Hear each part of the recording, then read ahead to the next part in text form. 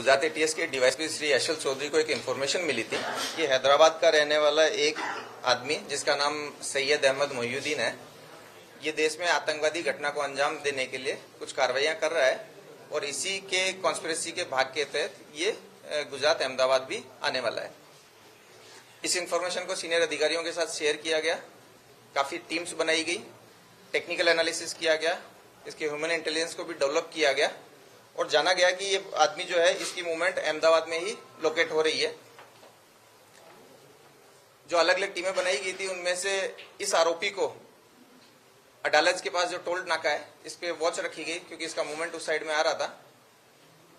Watch के आधार पर एक आंध्र प्रदेश नंबर की एक गाड़ी वहां से गुजरती हुई मिली, उसको रोका गया, चेक किया गया तो इसमें जो इन्फॉर्मेशन वाला आदमी है सैयद अहमद मोहिउद्दीन, ये हमें मिल गया।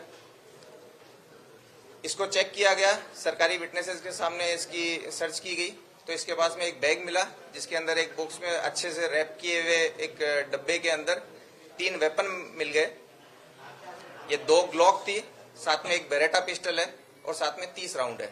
इसके साथ साथ एक प्लास्टिक के डब्बे के अंदर लगभग 4 किलो कैस्टर ऑयल भी मिला। इस सैयद अहमद मोहिउद्दीन को एटीएस ऑफिस ला करके डिटेल्ड इंट्रोगेशन किया गया। इसके फोन में भी बहुत सारी चीजें मिली गई, इसके बारे में पूछा गया, इसके इतिहास को जाना गया। तो जो डिटेल्स मिली वो ऐसी थी कि सैयद जो है वो बेसिकली लगभग 35-36 साल की उम्र का एक व्यक्ति है जिसने चाइना से एमबीबीएस किया है। ये काफी पढ़ा लिखा है, काफी रेडिकल मेंटेलिटी है इसकी। ये भारत में मोटे प्रमाण में मतलब बड़ी लोगों को नुकसान पहुंचा पाए इस तरह की आतंकवादी घटना को अंजाम देना चाहता था। इसके लिए बहुत सारे फॉरेनर्स के कांटेक्ट में था। अभी जिस व्यक्ति के साथ इसका सबसे ज्यादा लाइव कम्युनिकेशन था वो एक अब्बू खदीजा नाम से एक टेलीग्राम आईडी थी जिसके साथ एक कांटेक्ट में था, जिसे अपना आमिर मानता था। अब्बू खदीजा जो है वो आईएसकेपी का हो सकता है, ऐसा इसका मानना है। इन्होंने मिलकर के जो राइजिन एक बहुत ही पोटेंट पॉइजन है उसको बनाने की प्रोसेस इसने स्टार्ट की थी। उसके लिए इसने रिक्वायर्ड कैस्टर सीड्स, एसीटोन्स, क्रशर्स वगैरह वगैरह जो इसको चाहिए वो इसने प्रोक्योर किए थे और वो केमिकल प्रोसेस भी चालू कर दी थी। इस पर्टिकुलर विजिट में इसको ये वेपन की डिलीवरी होनी थी। इन वेपन की डिलीवरी के बारे में जब पूछा गया तो ये कलोल के आसपास से इसको एक लोकेशन पे ये डेड ड्रॉप की तरह ये वेपन मिला था। इसके फोन को और डिटेल से देखा गया तो इसके अंदर एक सस्पेक्ट नंबर भी मिला जो कि इस कंडीशन में इसको उससे कांटेक्ट करना था कि अगर वो एक डेड ड्रॉप नहीं ले पाता है तो। इस नंबर को जब चेक किया गया तो ये नंबर यूपी से मूल इसका एसडीआर होना पाया गया और इसका मूवमेंट गुजरात में होना पाया गया। इसके लिए एक अलग से दूसरी टीम बनाई गई जिसमें DYSP Virjit Parmar, DYSP KP Patel, PI CH Panara और दूसरे हमारे पीआई पीबी देसाई वगैरह, इन सबकी एक टीम बनाई गई। इस नंबर को लोकेट करने के लिए जब भेजा गया तो ये नंबर लगभग बनासकांठा के आसपास आया।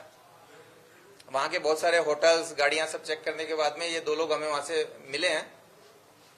ये जो दोनों लोग हैं ये लखीमपुर और शामली के हैं। इन दोनों के नाम आजाद सुलेमान शेख और मोहम्मद सुहेल मोहम्मद सलीम खान है। ये दोनों दीनी पढ़ाई किए हुए हैं, काफी रेडिकल हैं। ये भी बहुत सारी फॉरेन एंटिटीज के कांटेक्ट में हैं। इन दोनों ने मिलकर लखनऊ, दिल्ली, अहमदाबाद में कई सेंसिटिव प्लेसेस और भीड़भाड़ वाले जगहों की रेकी की है। साथ ही इन लोगों का जो मूवमेंट है वो कश्मीर में भी दिखाया है इन टेक्निकली। इन लोगों ने ये जो डिलीवरी है, जो वेपन्स की डिलीवरी है, वो हनुमानगढ़ राजस्थान जो कि एक भारत पाकिस्तान बॉर्डर का जिला है, वहां से ये डिलीवरी ली है और डिलीवरी लेकर के ये कलोल में इस डिलीवरी को ड्रॉप करके इन्होंने अपना जो इस जगह के जो फोटो, वीडियो और लोकेशंस है वो अपने फॉरेनर हैंडलर को भेजे थे, जिसके आधार पे सैयद ने इसकी आगे डिलीवरी ली थी।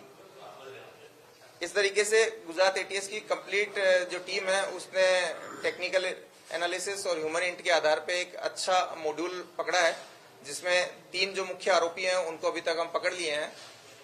आगे इन्होंने जो डिलीवरी ली उसका सोर्स, ये जो पॉइजन बना रहा है उसका यूज, ये जो फंडिंग कलेक्ट कर रहा है उसके बारे में वो डिटेल इंट्रोगेशन के बाद में हम आपको बता पाएंगे।